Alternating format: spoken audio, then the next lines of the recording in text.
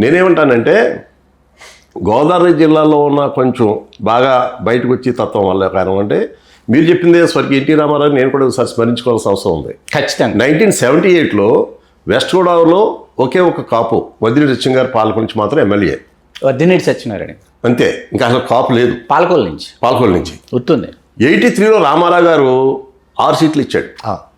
East గోదావరిలో 8 సీట్లు ఇచ్చాడు. అందరూ గెలిచారు. ఫస్ట్ టైము కాపులను కూడా మీరు ఇందాక ఏదైతే విశ్లేషణ చేస్తారో కాపులను ఒక పెద్ద కమ్యూనిటీగా లేకపోతే పెద్ద సామాజిక వర్గంగా ఎక్కువ ప్రజలుగా గుర్తించి ఎక్కువ సీట్లు అటు అనంతపూర్ నుంచి శ్రీకాకుళం దాకా విస్తృతంగా ఇచ్చిన మాట వాస్తవం.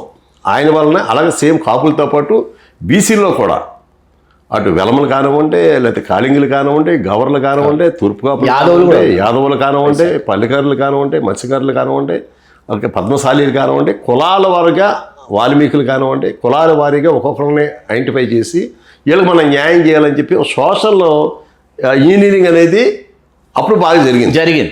అలాగే లీడర్స్ని కూడా ఆయన విద్యావంతుల్ని ఇప్పుడు మా మామగారు మెంటే పద్మనాభం గారు భీమవరం మున్సిపల్ కౌన్సిల్గా ఉండేవారు.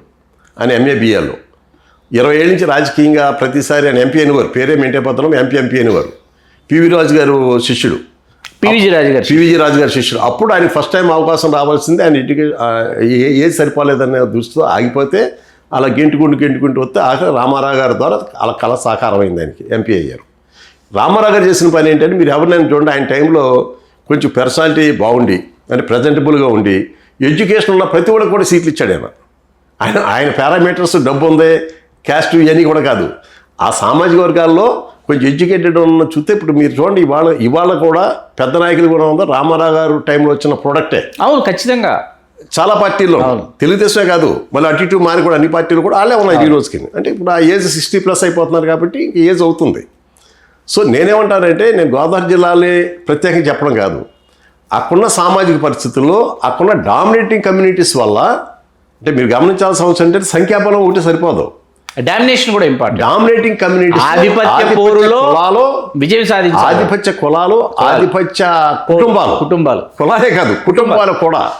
ఆ కుటుంబం మీరు రాయలసీమలో చెప్పినప్పుడు మన అవునన్నా కాదన్నా కూడా కొన్ని కుటుంబాలకి అందరూ లోపల ఉంటారు అంతే. అవి కొన్ని 2-3 కులాలు ఉన్నాయి. అందులోనూ మిగిలిన కులాలు మనతో పాటు బలిజీలతో పాటు మిగిలిన కులాలు కూడా అలా కిందే ఉన్నాయి. అయితే అక్కడేమవుతుందంటే అక్కడ బలిజీలు ఎందుకు ఎంకరేజ్ చేయట్లేదంటే ఈ థర్డ్ ఫోర్స్గా స్టేట్ వైడ్ అంతా కూడా ఇవాళ రెడ్లు కమ్మవారు తర్వాత అయితే బలిజీలు కాపులే వస్తారు. సో ఇక్కడ మాకు కాపులు అన్నట్టే మీరు బలిజీలు థర్డ్ ఫోర్స్ కాబట్టి వీళ్ళు ఎదగడానికి మనకి ఇబ్బంది అనుకుని మిగిలిన కులాలని కొంచెం సపోర్ట్ చేస్తున్నారు. అదే మాదిరి కృష్ణా గుంటూరు నుంచి చేస్తే ఇక్కడ కూడా అదే పొజిషన్. అయితే గోదావరి జిల్లాలో ఏంటంటే తప్పనిసరి అయ్యి ఇప్పుడు మీరు సాంప్రదాయంగా వచ్చి కాన్స్టిట్యున్సీస్ అని చెప్పారు. అలా గోదావరి జిల్లాలో సాంప్రదాయంగా వచ్చి కాన్స్టిట్యున్సీ చాలా ఎక్కువ ఉన్నాయి. 100%. అలా మీకు గుర్తుందో లేదో ప్రకాష్ గారు, తూర్పుగోదావరి జిల్లాలో 21 శాసనసభ నియోజకవర్గాలు ఉన్న సమయంలో 12 శాసనసభ నియోజకవర్గాల్లో కాపులు గెలిచినటువంటి సందర్భం ఉంది. 12. అయితే మేము కూడా మాకు వచ్చిన ఇబ్బంది కూడా ఏంటంటే నేనేమంటానంటే మీరు ఒకసారి ఇంత కులాల గురించి మాట్లాడే ఉద్దేశం అంటే మనం వేరే టాపిక్లోకి వచ్చి ఇందులోకి వచ్చాము. కులాల గురించి మాట్లాడడం ఉద్దేశం కాదు. రాయలసీమ మీరు తీసుకోండి, కొన్ని జిల్లాల్లో రిజర్వ్డ్కి ఇచ్చిన కాన్స్టిట్యున్సీ తప్ప మిగిలిన చోట రెడ్లే ఉంటారు బోత్ పార్టీస్. కృష్ణా గుంటూరు ప్రకాశం కూడా కమ్మవారు ఉంటారు ఎక్కువ. ఖచ్చితంగా ఉండాలి. మరి గోదావరి జిల్లా నుంచి భౌగోళికంగా ఈ భూమండలం మీద ఉమ్మడి గుంటూరు జిల్లాలో 3,50,000 పైచిలుకు ఓటర్లు కమ్మవారే. ప్రపంచవ్యాప్తంగా అంత హ్యూజ్ నెంబర్ కమ్మవారు ఉన్నటువంటి సంఖ్యాపరంగా ఓటర్ల రీత్యా 3,50,000 మంది ఓటర్లు ఒక్క గుంటూరు జిల్లాలో ఉన్నారు. కాబట్టి వాళ్ళ నంబర్ కానీ వాళ్ళ డామినేషన్ కానీ ఖచ్చితంగా గుంటూరు జిల్లాలో ఉంటుంది. ఇప్పటికీ 25 మంది ఒక్క గుంటూరు జిల్లా నుంచి 25 మంది కమ్మవారు రాజ్యసభకి లింగంనేని రమేష్ గారితో పాటు నామినేట్ చేయబడిన వాళ్ళు 25 మంది.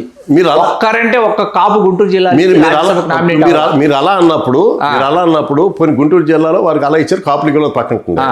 మరి గోదావరి జిల్లా వెస్ట్ గోదావరి నుంచి శ్రీకాకుళం లెక్కెత్తే 25% వరకు కాపు కమ్యూనిటీ ఉంటుంది. రాజ్యసభకు నామినేట్ అయిన వాళ్ళు కావచ్చు, లోక్సభ సంఖ్య ఖచ్చితంగా ఉంది.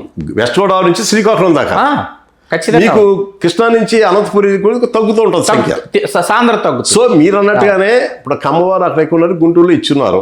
అలాగా గోదావరి జిల్లా శ్రీకాకుళం దాకా మరి ఈ కమ్యూనిటీ డామినేషన్ రావాలి కదా. అక్కడ రావట్లా.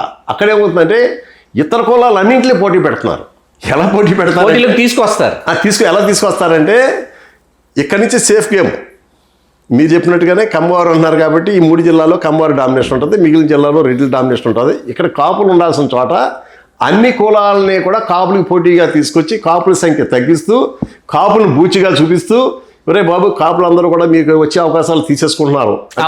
ఏ స్థాయికి వెళ్ళిపోయారంటే రాయలసీమ బలిజీలను కూడా ఒరే మీకు గోదావరి జిల్లా కాపులు పట్టుకుపోతున్నారు అబ్బాయి, లేకపోతే మేము చేయొద్దు అంటారు. ఇప్పుడు మీరే చెప్పారు కదా, రామారావు గారు చేసిన ప్రయోగం 10 మందికి 80 మందిని తీసుకొచ్చి 80 మందిలో ఇద్దరు ఒకరు ఓడిపోతే మిగతా వాళ్ళు గెలిచారు. 6-7 సీట్లు అక్కడ వచ్చినప్పుడు, తర్వాత 4 సీట్లు వచ్చినప్పుడు దాన్ని ఏదో మంచం గోళ్ళు ఏంటంటే ఇలా చెప్పి ఇలా చూపించి ఒకటి అన్నట్టు ఆఖరికి మీకు తీసుకొచ్చి ఆ తిరుపతి ఎమ్మెల్యే ఒకటి పెట్టి పరిస్థితి. మీకు ప్రకాష్ గారు మీకు తెలియని ఒక నిజం చెప్పనా, ఎన్టీ రామారావు గారు చేసిన ప్రయోగం. ఆయన ఒక ఉప ఎన్నిక, లోక్సభ ఉప ఎన్నికలు వచ్చినప్పుడు 91లో మనకి ఎప్పుడు ఉప ఎన్నికలు వచ్చాయి, 89 తర్వాత ఉప ఎన్నికలు వచ్చాయి. కాదు ఆయన అందరినీ రిజైన్ చేయించి ఉప ఎన్నిక వస్తే ఎన్టీ రామారావు గారు కాపులకు ఎక్కడివ్వాలి, మనం గుంటూరు, కృష్ణా, ప్రకాశం ఈ సెట్లో తెనాలి తప్ప కాపులకి ఇంకో స్థానం ఇవ్వలేకపోతున్నాం అని చెప్పి తెనాలి ఉమ్మారెడ్డి వెంకటేశ్వర గారు ఎవరో మనకి సింగం బసవపున్నయ్య గారు కాంగ్రెస్ లో ఇంకొక స్థానం ఇవ్వాలని చెప్పి ఎన్టీ రామారావు గారు, మీకు కూడా ఈ విషయం మీ నాలెడ్జ్ లో ఉందో లేదో నాకు తెలియదు, నరసరావుపేట నుంచి అనిశెట్టి పద్మావతి గారిని ఆవిడ చేతి పోటీ చేయించారు రామారావు. గెలిస్తే గెలవని ఆడకూతురు గెలిచి వస్తుంది కాపు మహిళ అని చెప్పేసి ఇట్లాంటి ప్రయోగాలను రామారావు గారు చేశారు. రామారావు గారు సోషల్ ఇంజనీరింగ్ రామారావు టైంలో జరిగినంత అద్భుతం కానీ, అలాగే అన్ని కులాల యొక్క ఒక సాధారణమైన అభిమానంతో అన్ని కులాలను తీసుకుని ఆయన చాలాసార్లు ప్రేక్షకుల దేవుళ్ళు, ప్రజల దేవుళ్ళు అన్నమాట. ప్రజలే దేవుళ్ళు, సమాజమే దేవాలయం, కట్టుబడి ఉన్నారు. Great man.